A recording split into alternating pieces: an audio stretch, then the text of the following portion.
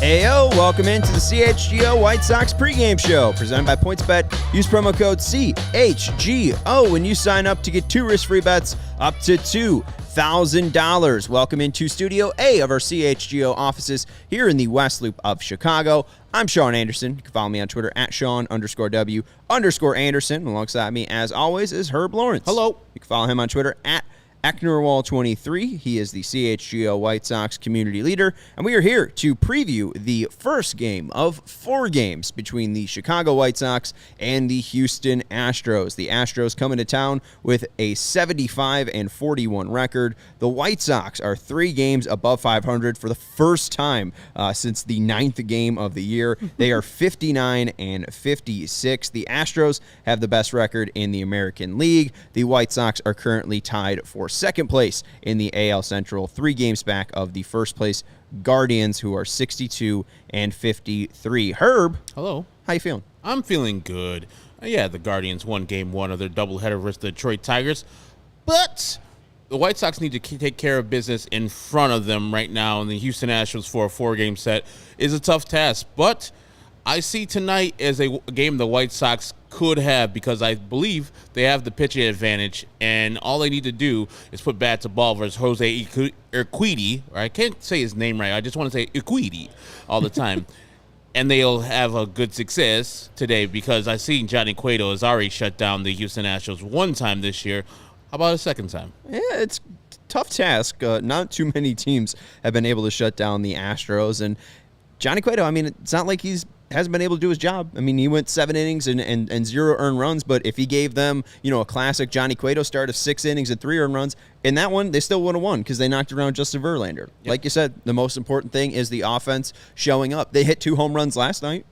If they hit 2 home runs tonight, I think they might have a good shot as well. It's Urquidy.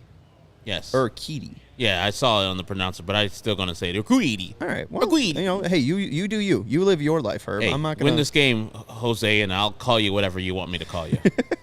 Hopefully we can call him a loser after this game. Hopefully the White Sox win this one. I don't know if the White Sox are back. We don't really need to talk about that whole thing, if the White Sox are back or not. But I know that the Astros are a thorn in our side. How do you view the Astros, especially after them knocking us out of the playoffs last year? Well, I never really liked them, especially after the cheating allegations came back.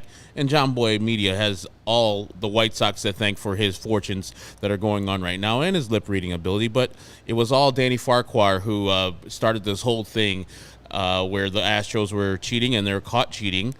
And really, when they came back, I was looking for a little, sorry, mea culpa, guys. Hey, we fucked up.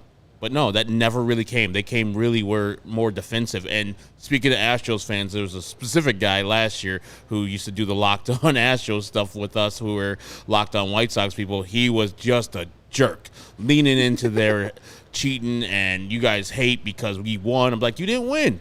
You guys won a fraudulent championship because you cheated. So I count that not as a victory. I've always hated them. The things that have softened me on them a little bit is Michael Brantley, because I love Michael Brantley. Luckily, he's not playing for the Astros anymore this season and is a free agent because he's got a shoulder problem.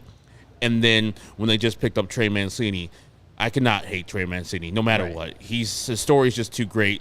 A survivor of cancer. The man just seems like a genuine dude. But all the rest of them, like Correa up in Minnesota, Altuve, hate him. Bregman, Verlander. He can go. All of them. Yeah. I don't like them. I like Jordan. Jordan's sick. I'm a sucker for a lefty, and that guy is literally, a horse just swinging a bat up there. I mean, that guy is a destroyer of all worlds. He's fun to watch. But yeah, and Dusty's all right too. Dusty's all right. Dusty's an OG. He's a future Hall of Fame manager. Taking 5 different teams to the playoffs is just unbelievably great. Look at the teams he's left since. The Nationals have won a championship, but the Cubs are destitute. So are the Reds now. The Reds haven't got back on the track since Dusty left.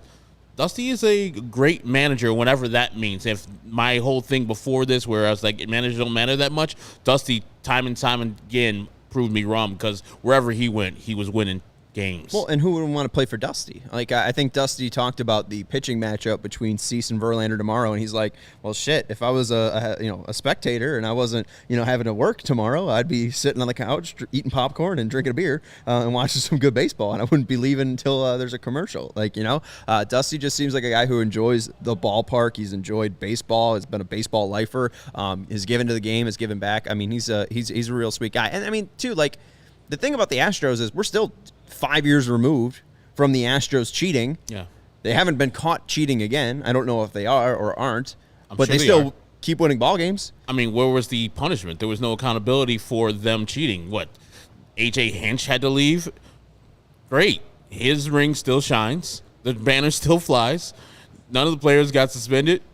I would cheat some more. That's half the reason why probably Tatis is cheating and keep on trying to grasp for straws. Oh, he was doing this. He had ringworm, and now he had a haircut. They put some stuff on his hair, and now that has some cholesterol, whatever the hell it was. It's like, come on, man.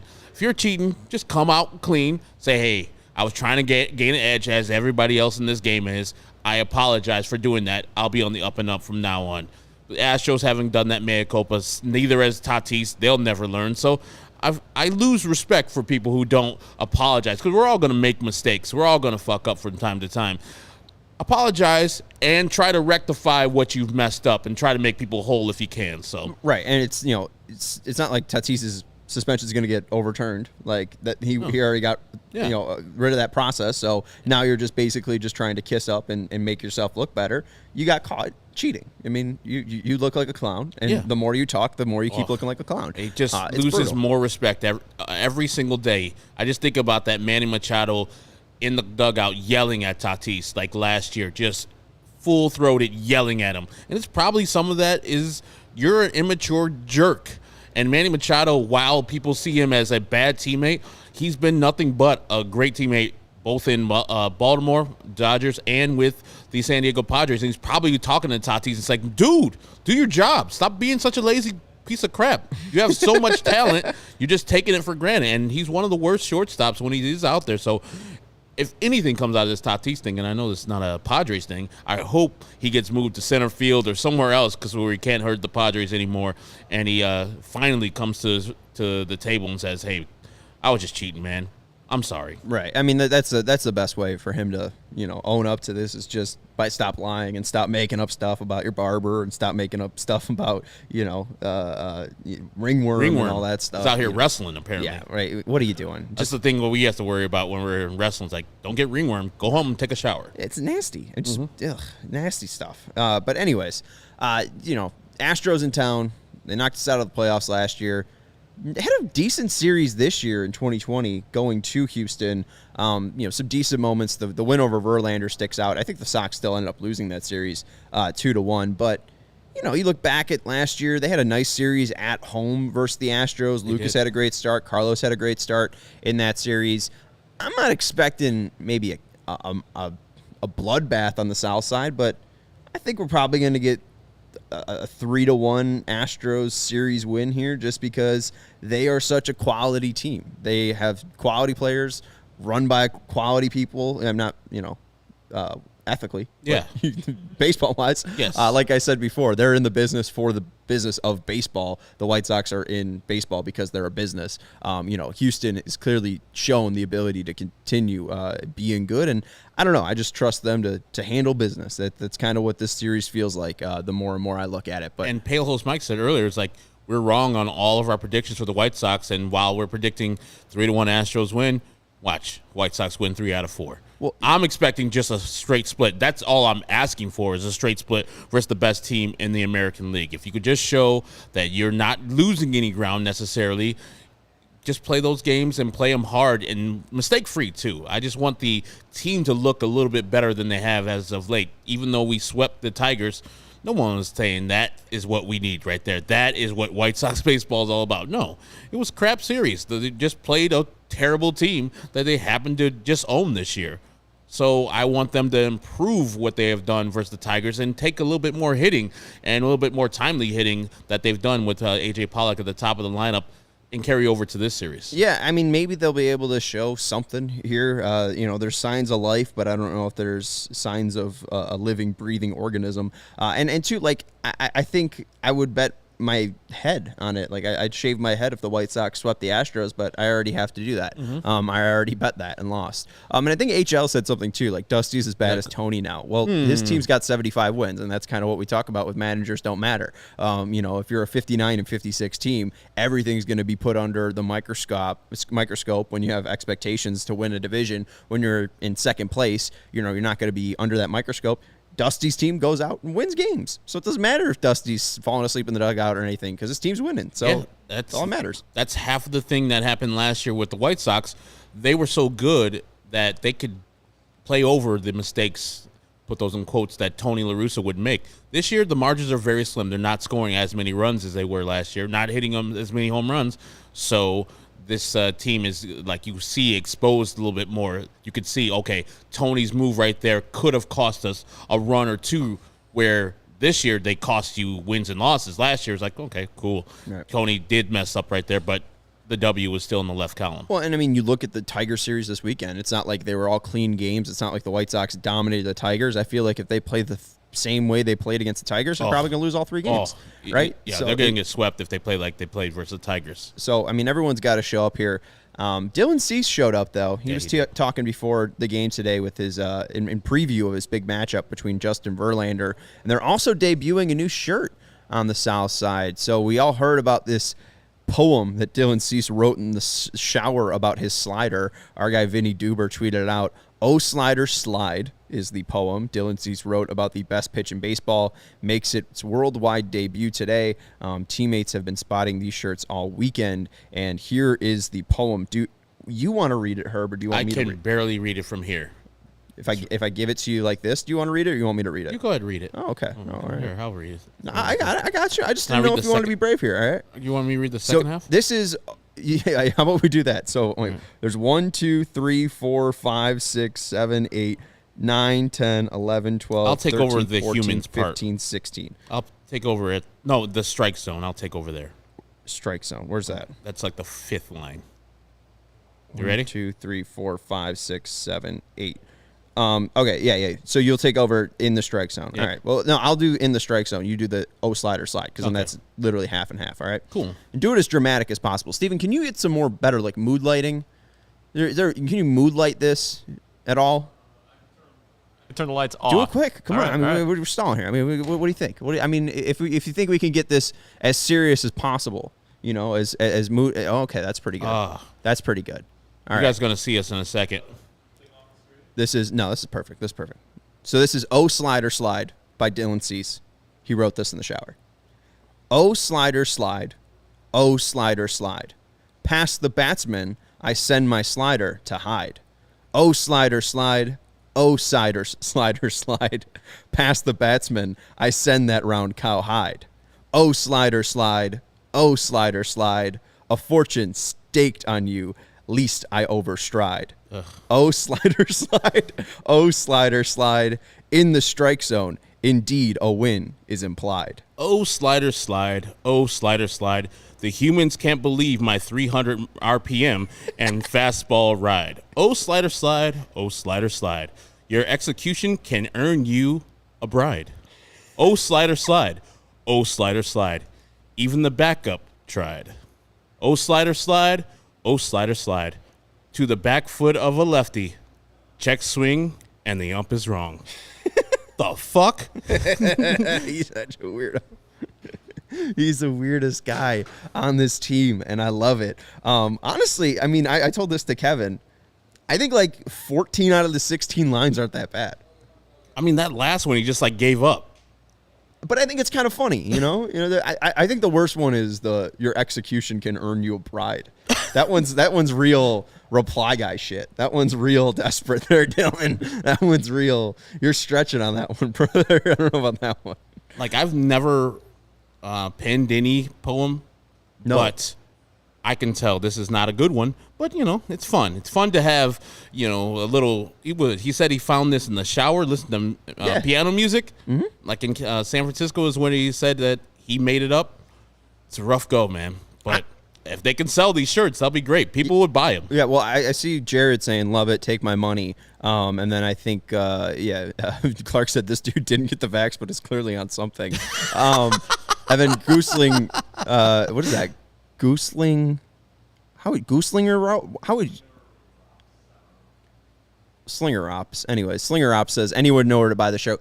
I don't know if they're actually selling these shirts. They should. If they were smart, they would sell it. Dylan's wearing it. It's got an Adidas logo on it. That's not MLB logo then, so it must be Dylan's specific shirt because I think Dylan is an Adidas athlete. And it's Dylan's signature. So Adidas might be selling it? Yeah, that's not a White Sox thing. That's not a MLB thing. That's got to be out of Adidas. If they feel that is a thing that people would buy, I would buy it. I mean, you got people out here who want that stuff. It's very bad. So I don't know if it's. I tried writing it because I was trying to remember when there was one bit I remember Danny Mac doing on the Score, and he was like, it was during The Last Dance, and it was the poem Michael wrote, and he everyone burned it or something like that, and then Danny Mac tried to rewrite the letter, and it was horrible. It was a brutal bit. But I was like, oh, maybe I could try to write the Dylan Cease O Slider Slide poem. I had no idea that he would ever use round cowhide. Pretty decent. KPW doesn't like it, but no one likes it. Hey, he's a pitcher, not a check poet. Swing and the ump is wrong. That doesn't even rhyme with any of the other things. Not any of the other words. I know poems don't necessarily have to rhyme, but you wrote it in as somebody put, a middle school way.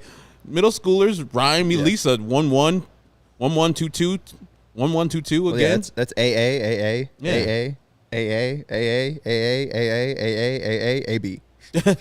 Which is kind of funny. I don't know. I like it. Hey, you know what? Give it a shot, Dylan. Who else is writing poems? You're the only guy writing poems. And if it helps you beat the Astros, we don't care. I wonder if he's during the game, he's thinking about that slider and he's thinking about this goddamn poem.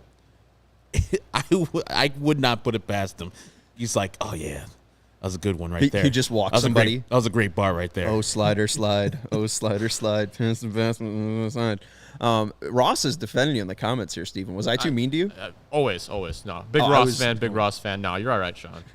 Ross Mullen is going to get me in trouble here. I need to read it in iambic pentameter, then it slaps. What's iambic pentameter? I learned it when I was a kid. It meant something. I don't know. Alec, school us on what iambic pentameter is. It sounds very great. Is it just like you rhyme on the first and you rhyme on the third? I think it's all about it's all about syllables. Okay.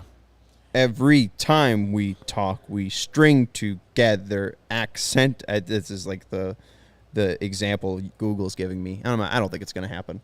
We're not going to do it. Let's if you do it in a haiku next time, I will be much more. We did the poetry pregame. We're now going to the starting lineups, all right? Leading off for your Chicago White Sox is A.J. Pollock. He's playing in center field. Batting second, Andrew Vaughn. He is your designated hitter tonight. Batting third, Eloy Jimenez in left field. Batting fourth, Jose Abreu at first base. Batting fifth, Yasmani Grandal at catcher. Batting sixth, Yohan Moncada at third base. Batting seventh, Josh Harrison at second base. Batting eighth, Gavin Sheets in right field. And batting ninth, our favorite, Leury Garcia at shortstop. La Cucaracha is an iambic. La Cucaracha. That's what Clark says. That's all I know.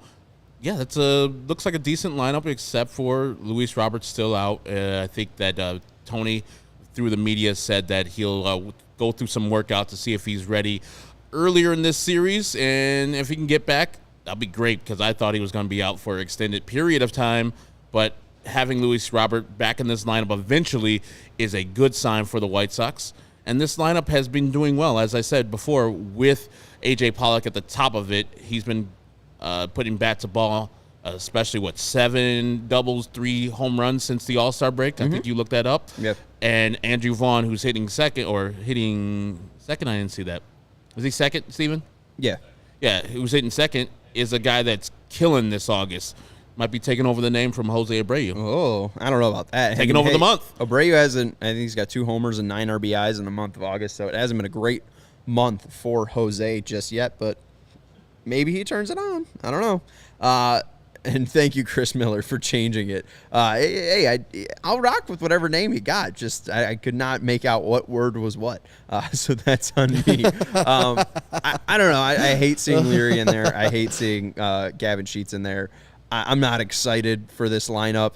But also, let's look at the Astros lineup because the White Sox and Astros kind of have similar issues. The Astros are able to hide it because their players are better, but Mauricio Dubon is leading off and playing shortstop. Batting second, Yuli Gurriel playing first base. Batting third, Yordan Alvarez in left field. Batting fourth, Alex Bregman at third base. Batting fifth, Kyle Tucker in right field. Batting sixth, Aledmys Diaz at second base. Batting seventh, Trey Mancini at designated hitter.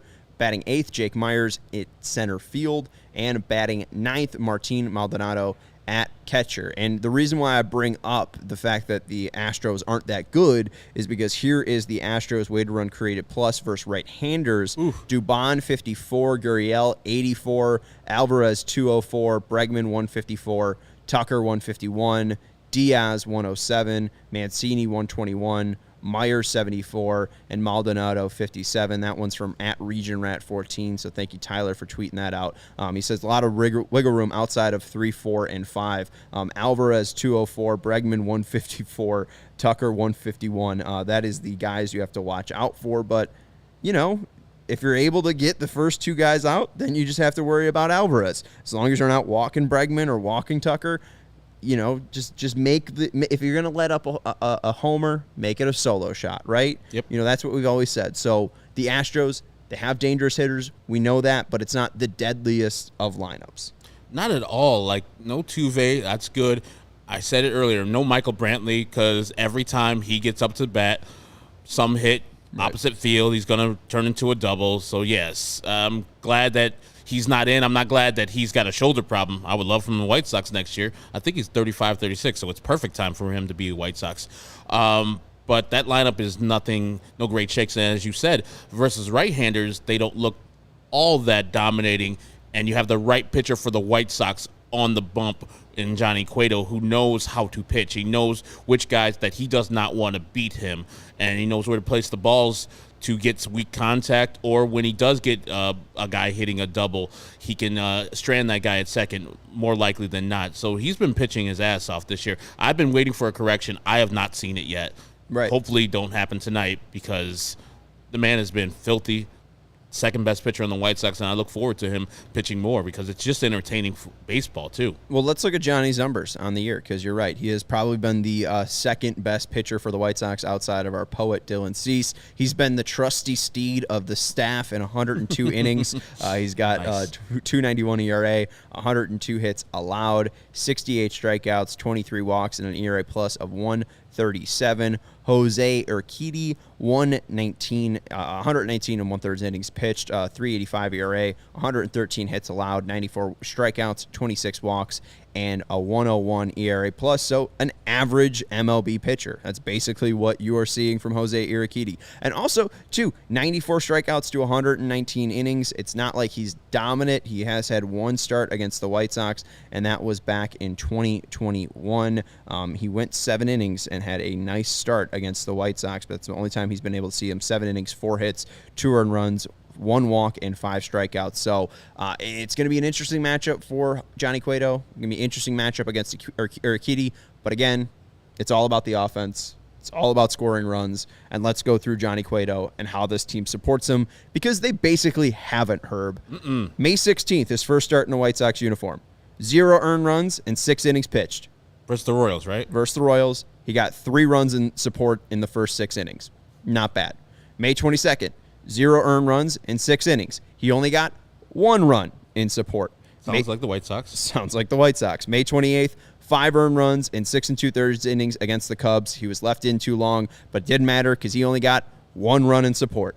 June 2nd, 3 earned runs in 6 innings, 0 earned runs of support. June 8th, 3 earned runs in 6 innings, 1 run in support. June 12th, 3 earned runs in 5 innings, 1 run in support. June 18th, when he played the Astros, 0 earned runs in 7 innings. They showed up from that day, 7 runs in support. So it took him about 7 starts for him to get another start of 1 or more runs in support. The first one he got 3 runs in support. Then he went about 6 without getting a one more run in support.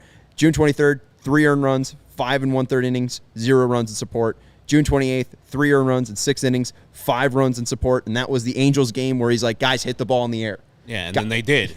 And then they started scoring runs. July 4th, 2 earned runs in 6 innings, 1 run in support. July 9th, 0 earned runs in 8 innings against the Tigers. They scored 8 runs, so they did their jobs that day. July 14th, 1 earned run in 6 innings, 8 runs in support. July 23rd, 3 earned runs in 7 innings, 1 run in support. The game ended up being tied up in the 7th, but that was after Cueto already left, and then Hendricks blew the lead anyways, so normal White Sox shenanigans. Yeah. July 23rd, 2 earned runs in 7 innings pitched, 0 earned runs in support. The first run came in the 7th inning after Cueto was gone. They won the game in the 9th on an Engel wild pitch. So they waited till he was out of the game to give him any runs in support. August 4th, 3 earned runs in 8 innings. They only got 2 runs in support. He saved the entire bullpen.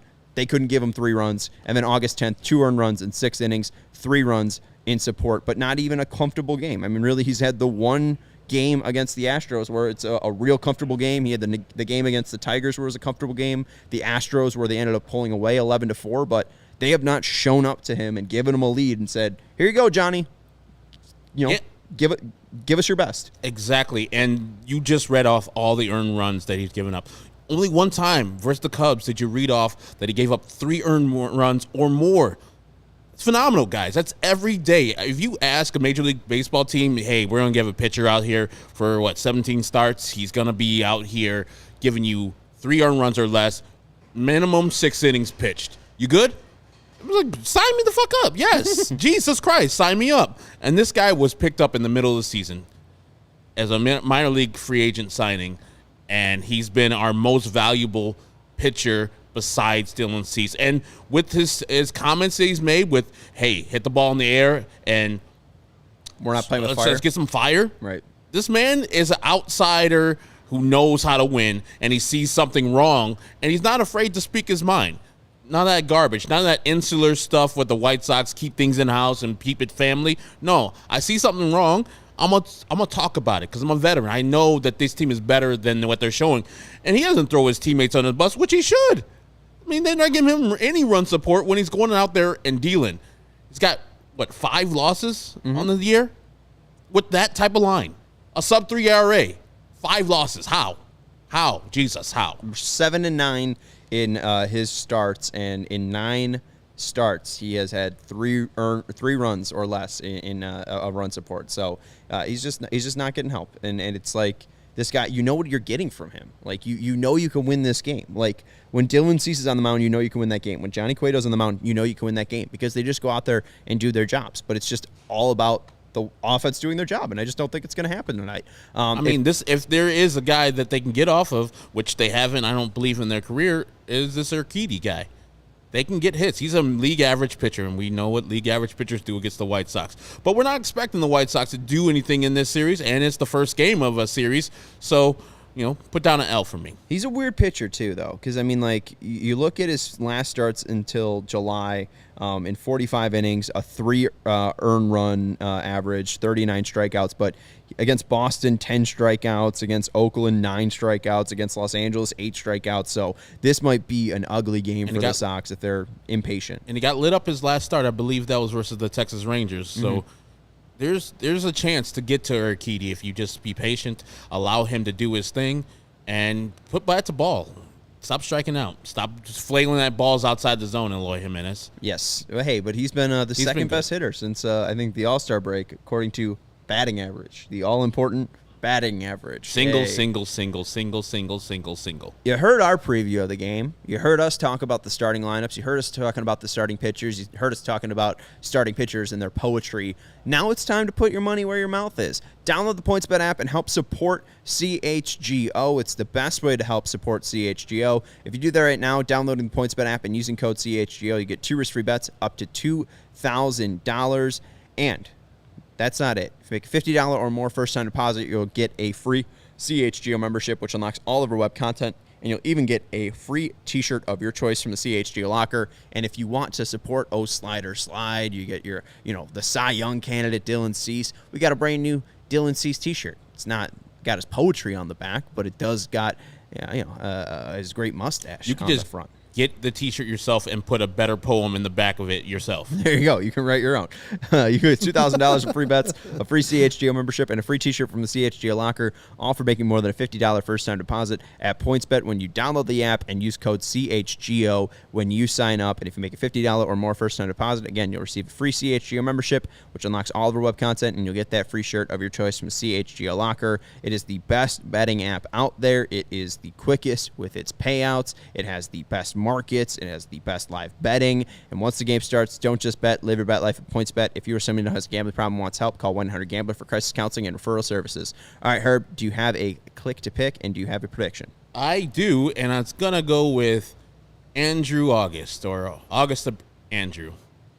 Andrew Vaughn. He's been crushing the ball. He's been doing the job this August, and I believe that he'll get to Jose Urquidy. Today, I'm going to predict a double and a single, 2 for 4, with 2 runs driven in, and the White Sox lose. Yeah. They're going to lose today. Yeah, I'm not feeling good. I'm going Yasmani Grandal for my pick here. I don't know if Yaz is going to have a good game. If the White Sox want to turn around this season, Yohan Moncada, Gavin Sheets, Yasmani Grandal are going to need to pick up the slack here. We have seen it turning around a little bit. He's been able to slap some singles to the left-hand side. He was able to pull a slider for a home run. Maybe, just maybe, Yasmani Grandal will have a nice game. But if I could pick Astros players, my true click to pick would be Alex Bregman, because I think the Astros are going to win this one 6-1. I didn't put a score on it, but I was going to go with 5-4. Yeah, I hope it's close. 4 runs would be nice. But I don't think they're scoring 4 runs tonight. We've seen this team time in and time out, and I don't like the way they perform. Steven, since I was mean to you, do you have a click, and do you have a prediction? Stop being mean to Steven. I'm going to take Jose Abreu, and I'm going to rival both of you. I'm going to say Sox win 4-3. We both said Sox lose. That's why I'm going against you. I thought you said I'm going with you. I'm rivaling such you. a homer. I'm deaf. That's on me. Edgar going 7-3 with Lurie going deep, like Game 3 in the ALDS. Baby, let's go. Hey, your guy Yimmy. Your guy Yimmy's in Toronto, so KPW, get your guy Yimmy on a plane down here as fast as you can. And John Froelich, summing it up pretty well. An impotent offense, and we'll see our impotent offense if they can carry us to victory tonight. Go enjoy the White Sox and Astros game, and make sure you join us here on the CHGO Sports YouTube channel. After the final out, we will be here with you talking about the game and talking about what it means for the White Sox and their season. Can they get win number 60? It might be tough. We'll talk to you tomorrow or after the game. That's Herb Lawrence. You can follow him on Twitter at Ecknerwall23. I'm Sean Anderson. You can follow me on Twitter at Sean_W_Anderson. People are saying Grandal, LOL. Grandal, have you been smoking or drinking, really? He's been coming on. No one in this lineup hits. I think they're going to lose, so I think none of them are going to hit. I just picked one of them. It's literally, like I said, I just told you, Alex Bregman's my pick. But I wanted to go with the White Sox because it's the White Sox podcast. This team sucks. Don't worry. I know this. We'll tell you after the game. Go White Sox.